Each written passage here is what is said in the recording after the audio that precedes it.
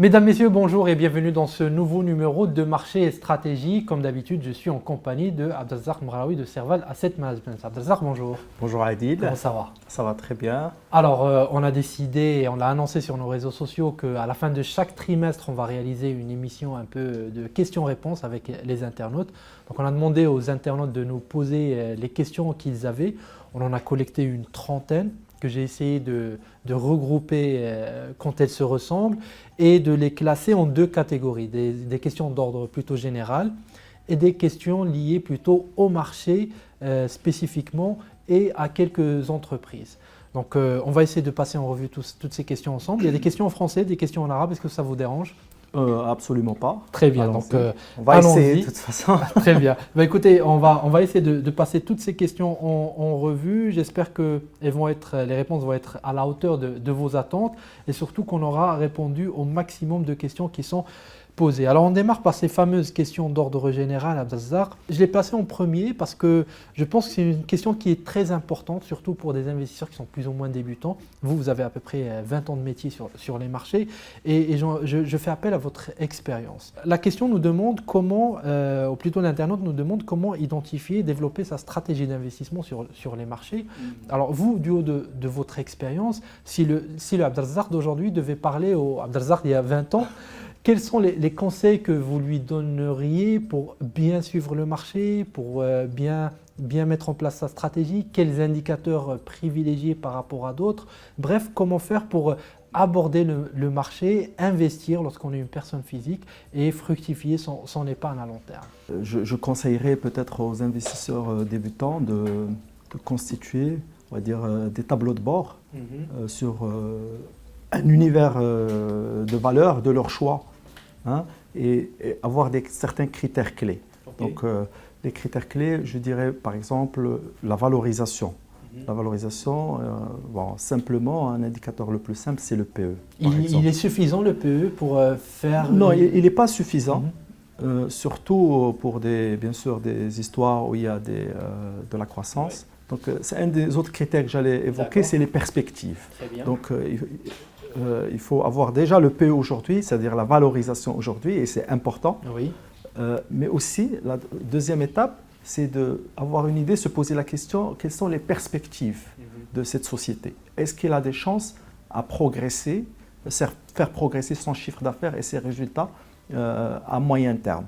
Ça, c'est la deuxième question, parce que, et à laquelle il y a des valeurs bien sûr, on peut répondre facilement. On voit qu'il y a des business plans, il y a le management, il promet, on va dire, une croissance plus forte. Donc ça va être toujours un plus pour les sociétés. Alors, l'autre critère, c'est le dividende, par exemple.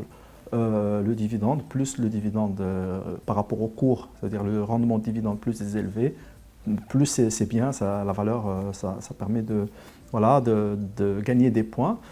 Alors sur le dividende, excusez-moi, c'est peut-être un indicateur de… Est-ce que c'est plus un indicateur de santé financière de l'entreprise que d'indicateur de performance? Parce qu'on dit souvent qu'une entreprise qui distribue régulièrement est une entreprise qui est en bonne santé. Est-ce que c'est plus par rapport à cela ou est-ce que pour vous, un dividende, ça va ramener de la performance supplémentaire au portefeuille? Alors le dividende, il a on peut l'interpréter de plusieurs manières, il envoie plusieurs signaux. Et pour moi, un des signaux les plus importants, c'est que le dividende ne ment pas. Le dividende, c'est du cash, c'est du vrai cash qu'on reçoit. Ça veut dire, au-delà des résultats comptables, est-ce qu'il y a du cash? Et on sait que le cash, c'est le nerf de la guerre, cash is king. Donc le dividende, quand une société paie un bon dividende, c'est indéniablement un bon signe.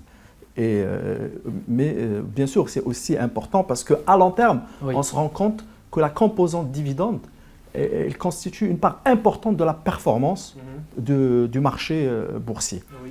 Par exemple, si on prend le MASI, il est aujourd'hui à 13 000 points, mais son équivalent, ça veut dire le MASI qui inclut les dividendes, il doit être à 35 000 points ou quelque chose comme ça. Et toute la différence, elle est constituée uniquement par les dividendes cumulés. Oui. Donc surtout, sur le long terme, la composante dividende, elle constitue à peu près, d'après certaines estimations, jusqu'à 50% de la performance du marché boursier. Elle vient du dividende. Donc on ne peut pas négliger 50% de la performance. Mais je parle d'une manière générale. Bien sûr, il y a des valeurs où la composante croissance elle est un peu plus importante, à ce moment-là, on peut reléguer le dividende au second plan. Mais d'une manière générale, si on raisonne indice ou marché boursier dans sa globalité, le dividende, il est vraiment... on ne peut pas l'ignorer. D'accord. Donc, pour revenir pour compléter sur ta question, en fait, on a parlé maintenant de 3 critères, donc la valo en termes de PE, les perspectives, le dividende, et j'ajouterai la liquidité. D'accord. Donc, j'ajouterai la liquidité, bien sûr, plus la valeur elle est liquide, mieux c'est. Donc, ça facilite un peu, en cas de surprise, de mauvaise surprise, ça facilite un peu la sortie. Donc, si on on prend un univers de valeurs qu'on choisit et on sélectionne, on va dire, on note ces 4 critères-là et on sort avec un scoring, par exemple. Donc ça, c'est déjà une méthode qui est un peu... et c'est un travail, vous le dites, c'est un travail qu'on peut plus ou moins facilement faire chez soi, peut-être le week-end, prendre un tableau Excel, travailler dessus. Pas la peine de suivre toutes les actions côté, mais voilà, un univers. On fait une sélection de valeurs qu'on voudrait pour faciliter un peu le choix des valeurs. Et bien sûr, on va faire un scoring sur la base de l'ensemble de ces critères, donner des poids, par exemple, à chacun de ces critères en fonction de notre profil d'investisseur, notre appétence au risque, etc., notre expérience sur le marché aussi. Et donc, on va sortir avec un scoring et on va bien sûr choisir celle qui présente le score le plus attractif. Et voilà, donc je pense que c'est une méthode que je peux conseiller à quelqu'un qui... Alors, dans la suite de la question, vous avez parlé de l'expérience. Est-ce qu'il y a une place pour l'intuition? Est-ce que vous avez l'impression que des fois, on peut prendre des décisions comme ça sur de l'intuition, ou est-ce qu'il faut que tout soit carré, tout soit calculé? Alors, Adil, je vais dire non. Je réponds non parce que c'est pas le hasard, je pense que on peut gagner des fois juste par hasard, mais en général, c'est pas ça qui devrait marcher à moyen terme. Par contre, je dirais qu'il y a une place au talent. D'accord. C'est quelqu'un qui a un talent, qui, par exemple, en termes d'analyse financière, en termes de lecture macroéconomique, voilà. Donc, avoir une longueur d'avance sur avoir une longueur d'avance, par exemple, qui gère bien le côté psychologique. Le côté diversification, etc. Donc, je dirais oui, le talent, oui, mais l'intuition et le hasard, non, je ne pense pas. Merci beaucoup, Abdelazar, c'est très intéressant. Alors, il y a des questions sur lesquelles on va passer assez rapidement, comme la suivante. Comment investir dans les bourses étrangères depuis le Maroc? Je pense que c'est une question qui est importante à laquelle on doit répondre. Aujourd'hui, je vois pas beaucoup malheureusement, je ne vois pas beaucoup de moyens pour s'exposer pour une personne physique, surtout au marché international, à part les OPCVM. Oui. On sait que les OPCVM, ils ont la possibilité d'investir jusqu'à 10% de leur actif net à l'étranger. Il y a certains OPCVM qu'on a vus qui sont un peu structurés, ils sont sous forme de produits structurés, mais sur un produit en particulier, par exemple comme l'or. Oui. Donc je pense qu'il y a des OPCVM de la place qui existent sur certaines matières premières telles que l'or ou telles que le pétrole. Ça, c'est des choses qui peuvent être faites par les sociétés de gestion d'OPCVM ou les salles de marché. Mais voilà, donc... Sachant que la nouvelle loi sur les OPCVM va peut-être permettre le lancement des fonds en devises, et là, passer par des OPCVM qui seront beaucoup plus exposés sur les marchés étrangers, mais pour une personne physique, vous le dites, c'est pas possible aujourd'hui, la réglementation de change ne le permet pas. Ok, une question en arabe. Ce lecteur nous dit « إذا أعلنت شركة انسحابها من البورصة ما هي حقوق مالكي أسهمها » Ça, c'est la première partie de la question. Donc, حقوق المالكين واش كتبدل فاش كتخرج الشركة من البورصة؟ لا، حقوق المالكين في القانون ما تديرش الفرق بزاف بين شركه مدرجه في البورصه وشركه ماشي. حقوق تتبقى هي حقوق تتبقى هي غير هو الواحد اللي تتكون عنده واحد لا فالور اللي كاينه في لابورس ومن بعد يمكن تخرج ولا شي حاجه كيف ما وقعت في بعض لي فالور، خصو يرد البال لانه تتفقد من السيوله ديالها، تتفقد لا ليكيديتي ديالها. دونك نجاوبوا على لا دوزيام بارتي. لا دوزيام بارتي هو كيف يمكن البيع ديال هذه الاسهم من بعد ما خرجت الشركه اللي كانت دونك تتفقد من السيوله ديالها. دونك البيع في حاله الواحد يبغي يبيع يقدر يلقى مشكل في يبيع، دونك خصو هو براسو يلقى شي شاري ويحاول سواء البنكه ديالو ولا هذا يلقى الشاري براسو وينيغوسي معاه ديريكتومون ومن بعد يمكن له يبيعها ليه. دونك تتولي شويه صعوبه في البيع. السيوله دونك تتفقد من السيوله ديالها اذا الواحد خصو يكون بلوز اكزيجون حيت يا لو كريتير دون انا بارلي او ديبي موان ليكيد ça veut dire خاص الواحد يطلب واحد لا بريم دو ليكيديتي. Très bien. Alors, سؤال آخر بالعربية بعض الشركات خاصة اللي كيكونوا في المجال الغذائي دونك لاغرو اليمونتير اللي كتعطي النسبة ديال الربح ديالها قليلة واخا هي عندها احتكار أو شبه احتكار في السوق ديالها اللي كتخدم فيه. هاتي لأن ما تنظرش كاين شي علاقة بين الربحية ديال الديفيدوند وبين الحصة ديال السوق. دابا تقدر تكون واحد الشركه اللي مثلا عندها واحد باغ مارشي عندها واحد باغ مارشي كبيره ولكن الربحيه ديالها ماشي لو ديفيدوند لو روندمون ديالها تيكون قليل شويه بالمقارنه ولا داخل في المعدل ديال المارشي. هذا انا ما تنظنش عنده علاقه زعما بالحصه ديال السوق ديال هذه الشركه. تنظن بانه عنده علاقه اكثر بالقيمه السوقيه ديال الشركه. دابا ناخذوا بعض الشركات تنشوفوا بانه لو ديفيدوند راه كبير، المبلغ ديالو راه كبير، تقدر تلقى 600 ولا 700 مليون ديال الدرهم ديال الديفيدوند، ولكن الا قارنتيه بالسعر يلا تيجيك 3 ولا 4% ربما ما تيكونش حيت القيمه السوقيه اللي كبيره وكتحتم عليك ان المردوديه في السنه المردوديه تتولي واضح. Alors on a fini ces questions d'ordre général, on va passer maintenant aux questions d'ordre liées au marché et aux entreprises en particulier. Alors première question, est-ce que vous attendez cette année un effet Selling May en 2024? Voilà, c'est ça la question. D'abord, c'est quoi cet effet Selling May? Bah, cet effet, on en parle souvent, sell in May and go away. Donc, je pense que ça vient des marchés américains. Bon, c'est une règle comme plusieurs autres, mais moi je dirais que la seule règle sur le marché boursier, c'est qu'il n'y a aucune règle. Donc, je ne pense pas qu'il faut trop se fier à ce genre de règles, surtout maintenant sur le marché, on va dire, marocain. Maintenant, voilà, après les publications annuelles, on va avoir les publications trimestrielles bientôt, donc en mai justement. Oui. Donc, et par la suite, il y aura la saison des dividendes. Juste après, par la suite, il y aura les publications un peu de T2 et semestrielles. Donc, il y a toujours quelque chose à anticiper à court terme. Il faut dire que la publication des trimestrielles et l'instauration des publications trimestrielles a énormément enrichi l'actualité du marché. La volatilité, la liquidité, c'est vraiment une très bonne chose, c'est très positif aujourd'hui parce qu'on n'est plus sur des agendas qui sont très éloignés où le marché va attendre, n'est-ce pas? Bien sûr. Ça donne un peu plus de volatilité, plus de volume, etc. C'est des bonnes choses pour le développement du marché. Mais pour répondre vraiment à la question, je ne pense pas qu'il faut trop donner d'importance à cette règle dans le contexte-là. Donc je pense que voilà, il y a toujours quelque chose à... Non, je ne vois pas particulière pour le voir cette année. Pas du tout. Au contraire, il faut toujours rester... suivre alors, les valeurs. Détachements des dividendes, quand on commence à avoir des détachements de dividendes, par exemple pendant la période juin, voire début juillet, sur certaines grosses capitalisations, on sait que le dividende est enlevé du cours de bourse. Est-ce que pour vous, ça ne va pas provoquer un peu de baisse, un peu mécanique, technique sur le marché, qui est juste lié au fait qu'on a détaché le dividende? Ou c'est un effet qui serait limité, pas d'impact? Généralement, ce n'est pas un effet qui dure longtemps. Il peut influencer certaines valeurs, mais sur le marché, on l'oublie rapidement. Généralement, après 15 jours, un mois, on commence déjà à se projeter sur les résultats semestriels. Ouais. Et donc, si jamais il y a des valeurs qui ont de bonnes perspectives, alors les gens ils consomment rapidement le dividende et ils passent à autre chose. Et c'est la même chose quand il y a des perspectives négatives, donc les gens ils vendent même avant le dividende. Oui. Donc voilà, je pense que c'est les perspectives et les anticipations en termes de résultats qui l'emportent sur cet effet de... Mais ceci dit, le dividende c'est quand même des événements importants. Il y a les investisseurs peuvent avoir des stratégies d'investissement autour de ça.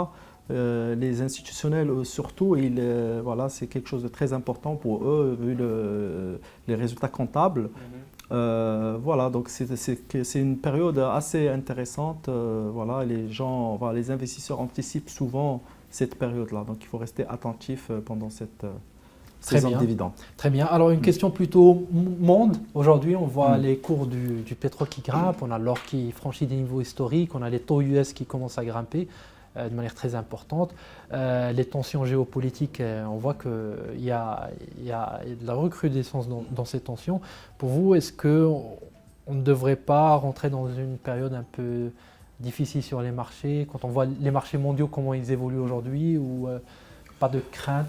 Sur les marchés internationaux, je dirais que c'est...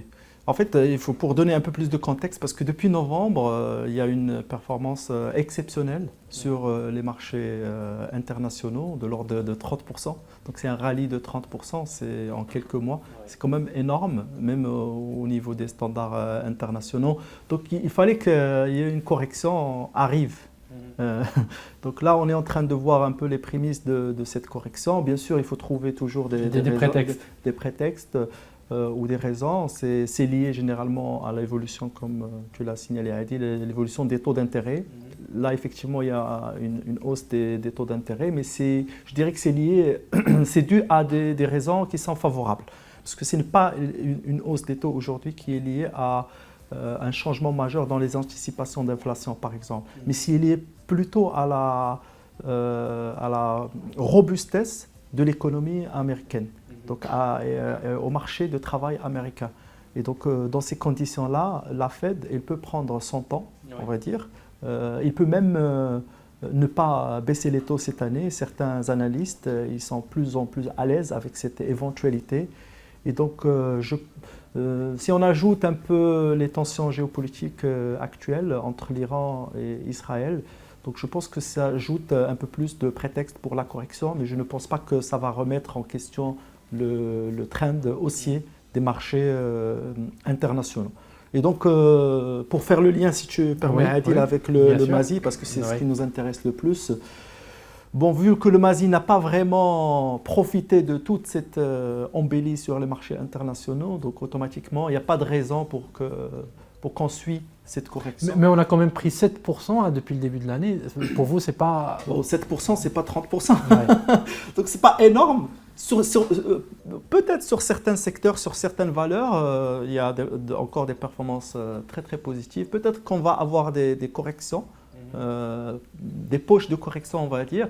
Mais sur l'indice dans sa globalité, je pense qu'il n'y a pas de raison pour paniquer aujourd'hui. Surtout que, comme j'ai dit, même au niveau international, a priori, ça ne va être qu'une correction qui ne va pas remettre en question le trend haussier très très solide des marchés internationaux. Eh ben on va essayer de suivre ça. Alors des questions sur des entreprises en particulier. Que pensez-vous des résultats et des perspectives? Donc vraiment, point de vue business et activité. Alors on a deux sollicitations pour Marsa Maroc et Mutandis. On commence par Marsa Maroc. Qu'est-ce que vous en pensez en termes de perspectives? Alors Marsa Maroc, c'est une valeur très très solide. Donc c'est dans le secteur portuaire, il y a une croissance, il affiche une croissance très régulière, surtout tirée par le segment, on va dire, transbordement. Oui. Le segment transbordement, donc il y a une croissance très forte sur cette partie-là. Voilà, il y a une reprise même sur le trafic local. Donc c'est une société qui génère beaucoup de cash et donc qui a un bilan très solide. Voilà, donc, mais le cours, on va dire que le cours, il a déjà reflété ou intégré l'ensemble de ces éléments-là. Donc voilà, il a fait une très très belle performance depuis son introduction, une performance exceptionnelle. Mais depuis quelques mois, le cours, on a l'impression qu'il stagne un peu, il sous-performe un peu. Je pense que c'est normal, comme j'ai dit, globalement, tous ces éléments positifs, ils sont bien intégrés dans le cours. À noter d'ailleurs que toutes les grosses capitalisations sous-performent. Quand on regarde aujourd'hui, c'est les mid-cap qui sont vraiment les stars du moment sur le marché, alors que les grosses capis, ça fait un moment qu'elles sont un peu stables, à l'image de Marsa Maroc, n'est-ce pas? Oui, on voit même sur les bancaires aujourd'hui, tout est... Bon, les bancaires, il y a une petite pause après les résultats annuels, mais je pense que ça risque de reprendre avec les résultats trimestriels qui vont tomber en mai. Okay. Maintenant, sur Mutandis, en fait, la situation il est un peu similaire à Marsa, parce que c'est une société aussi dans le secteur agro qui est très solide, le bilan est très solide. Voilà, qui est passé par un cycle d'investissement assez important, mais là, ils ont envoyé un nouveau signal qui consiste à une rémunération plus attractive pour l'actionnaire. Donc il y a un relèvement assez sensible de dividendes, de 8,5 vers 10,5. Donc, mais voilà, mais ceci dit, le cours aussi, on a l'impression qu'il stagne un peu en attendant d'autres catalyseurs. Et voilà, là aussi on peut dire que c'est globalement les perspectives, ils sont bien intégrés dans le cours. Très bien. Sachant que voilà, il y a plein d'investissements de part et d'autre de chez ces deux entreprises-là, Marsa Maroc et Mutandis. On devrait voir ce que ça va donner en termes d'activité pendant les trimestres à venir. Alors, une autre question, là aussi globale, mais sur notre marché. Le marché semble euphorique aujourd'hui. Est-ce qu'un investisseur de moyen terme doit-il sécuriser ou pas encore, à votre avis? La réponse claire, pour moi courte, c'est non. Je ne pense pas qu'on est arrivé à un niveau euphorique comparé à ce qui se passe à l'international. C'est quoi un marché euphorique? C'est un marché qui se déconnecte de ses fondamentaux? Oui, bien sûr. C'est un marché qui va traiter à des niveaux de valorisation très très élevés, qui n'y a pas de logique derrière. Or, on a vu sur le MASI, il a fait 7%, mais en termes de résultats, la masse bénéficiaire aussi, il a été au rendez-vous. Les résultats étaient globalement au rendez-vous. Les dividendes, ils sont au rendez-vous. Les perspectives, ils sont encore intéressantes pour pas mal de secteurs, pour pas mal de boîtes. Donc aujourd'hui, je ne pense pas qu'on est arrivé à des niveaux euphoriques, voire pas du tout. Mais ceci dit, peut-être sur certaines poches, comme j'ai dit, certaines corrections peuvent être salutaires sur certains secteurs qui ont trop pris et rapidement. Très bien. Alors une dernière question, Abdelrazak, et je vous remercie pour la qualité de vos réponses, parce que c'est très, très instructif. Elle concerne les comptes PEA, plan d'épargne en action. Alors est-ce que les gains des titres achetés après 5 ans de détention du compte sont aussi exonérés d'impôts? Je sais que vous n'êtes pas fiscaliste, mais je pense que la réponse est assez claire. La réponse, je pense, les 5 ans, c'est un minimum de détention. Mais au-delà de 5 ans, je pense que le compte PEA continue de profiter des exonérations, que ce soit en termes de dividendes ou en termes de plus-value. Tout à fait. Donc ce n'est pas des fenêtres qui s'ouvrent, mais dès que vous dépassez les 5 ans, tout ce que vous réalisez est avec un plafond de 2 millions, c'est ça? Exactement, avec un plafond de 2 millions de dirhams, il faut en abuser, il faut utiliser ce compte épargne. Écoutez, Abdelrazak, je pense qu'on a fait un tour d'horizon. Il y avait aussi beaucoup de questions sur les OPCVM. Et je préfère qu'on consacre un épisode dédié pour parler des OPCVM, expliquer, etc. Donc on ne va pas les évoquer aujourd'hui, mais on le fera dans un épisode très proche. Merci encore une fois, Abdelrazak. À tous les lecteurs, on souhaite Eid Mubarak Saïd. Quant à nous, on se retrouve dans 2 semaines, n'est-ce pas? Le temps de faire une petite pause. Merci Adil, Eid Mubarak Saïd.